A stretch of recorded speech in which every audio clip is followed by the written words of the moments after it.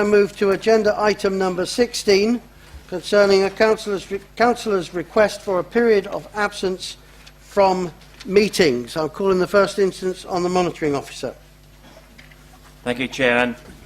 As the report explains in some detail, we have received a request from Councillor Collins and Councillor Helen-Smith for leave of absence under Section 85(1) of the Local Government Act 1972. As I say, the report sets out in some detail the implications of that, and members' instructions are requested. Thank you. Do I have a proposal? Councillor Ashby? I propose that the leave of absence is extended until the 14th of July 2016. Sorry, in respect of both Councillors Smith and Collins. Thank you. Do I have a seconder? I'm prepared to second that, Mr. Chairman. Are we speaking now as well? Thank you very much, Councillor Wells. We're not speaking now as well. Okay.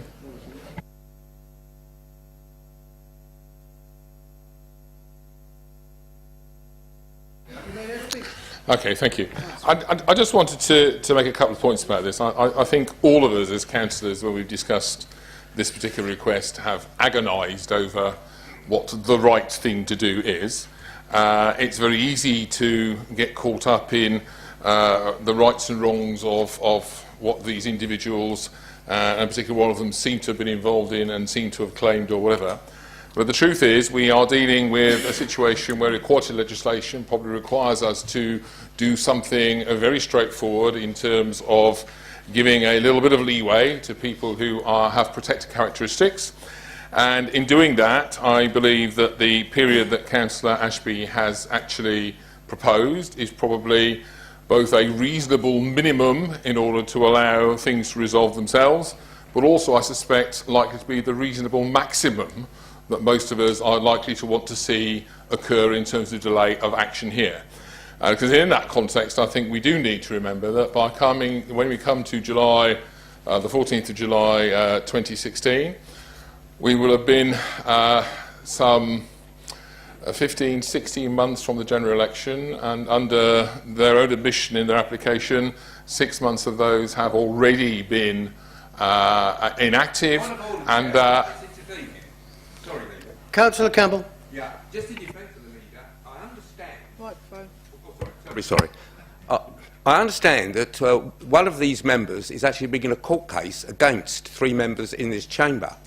Now, that being the case, I would caution those members that I believe them to be conflicted and shouldn't really be taking part in this debate at all, or even voting. Yeah. It is for their own defence I believe that to be the case. Councillor Campbell, really that's not relevant to this request for a leave of absence. Can I clarify? I have given appropriate advice to those members. Councillor Wells. And I think it's really important that, that Northwood Ward, which has, I think, somewhere in the region of 4,300 electors, need the services of more than one councillor, and for the moment they only have 1 councillor instead of 3. And in that context, as a matter of principle, it is broadly irrelevant who may win any by-election that would ensue. I'd far rather have political opponents actually doing the job of representing people in terms of democracy, rather than have prolonged gaps in place for the democratic representation that is part of our electoral process. So I have agreed personally that I believe this is a reasonable period of time. But I would also say that I do not think it is reasonable that it extends beyond that date in July, and that at that point we have to take serious action if that is required. Thank you.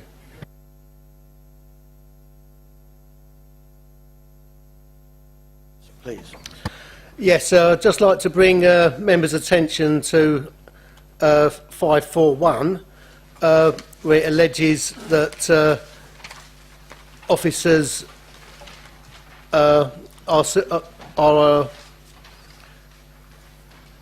actually awaiting current medical advice, and they're satisfied that there's an ill health reason for this absence. The point I'd like to bring is this absence has been for 6 months, and 3 months ago both of these people were canvassing in Newington, if my employees were canvassing when I was off sick, they would be disciplined and possibly sacked over this. There are two other things I'd like to bring to your attention. 411, councillors receive a basic allowance as well as one of the councillor. It says here that there's sufficient funds in the budget. I find this irritable at a time when taxpayers are being asked to pay more on their council tax because we've got a deficit. And as Councillor Wells said in 542, the residents of Newington have received little or no service whatsoever from their councillors in the past 6 months. So I'd like this taken into account. Thank you. Thank you for your comments. It is Northwood, 4,886, Leader, and I have done my best.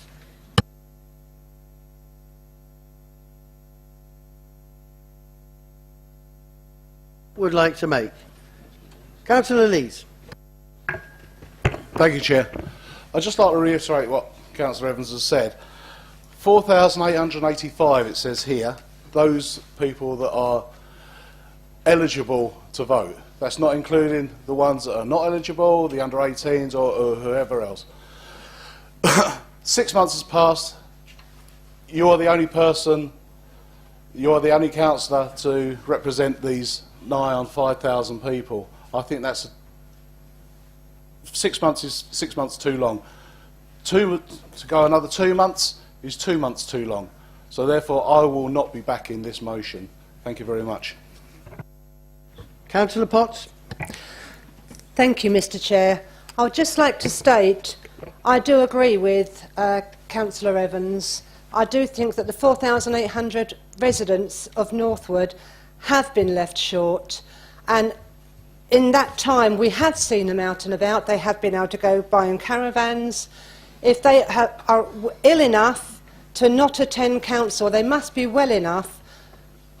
If they're well enough to go out on these jaunts, then they should be well enough to turn up to council. And it is for this reason that I agree that I will not be in agreeing with this. Thank you for the comments. Councillor Grove, please. Yeah, thank you, Chairman. This is all new news to me, what has been said in this chamber tonight. I have heard of other allegations, which I shall not repeat, so I don't know if they're true or not. But my point is to members here that if you run a factory and half the staff or 3/4 of the staff are missing, within time that factory will close down and go into disrepair and then eventually cease to actually maintain anything. Now, there's supposed to be 3 councillors in this ward.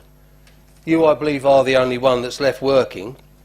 I would have thought, with the amount of deprivation and the amount of crime that is in that area, 2 more councillors want electing pretty sharpish, whether they be UKIP or any other councillor, and I think that this is absolutely ridiculous to support these people for another 3 months. If they've been ill for 6 months, then they haven't been doing their job for 6 months.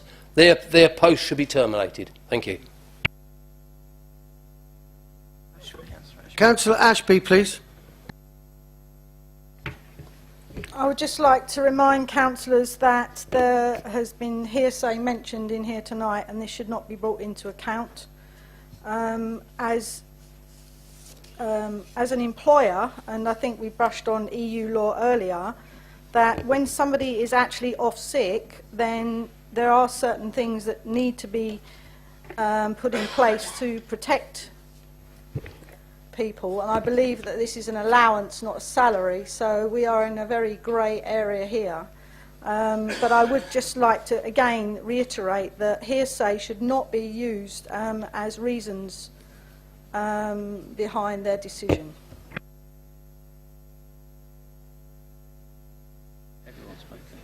Thank you very much. So the proposal has been made. It's been Councillor Day. Yeah, it doesn't appear that it was hearsay if it's first hand and the councillor saw them canvassing.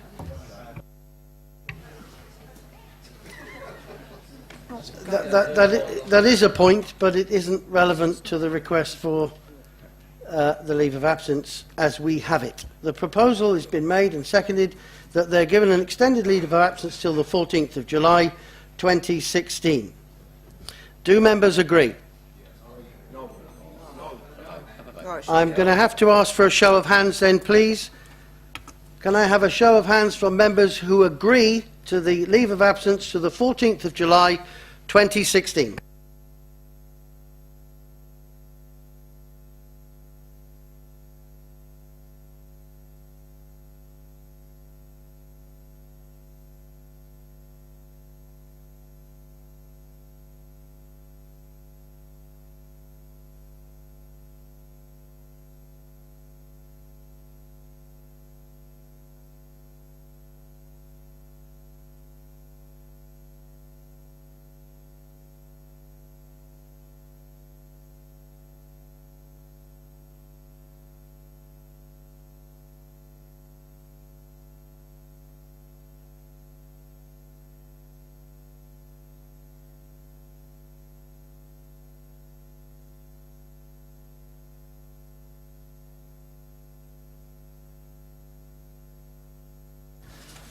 Thank you very much. The motion is passed.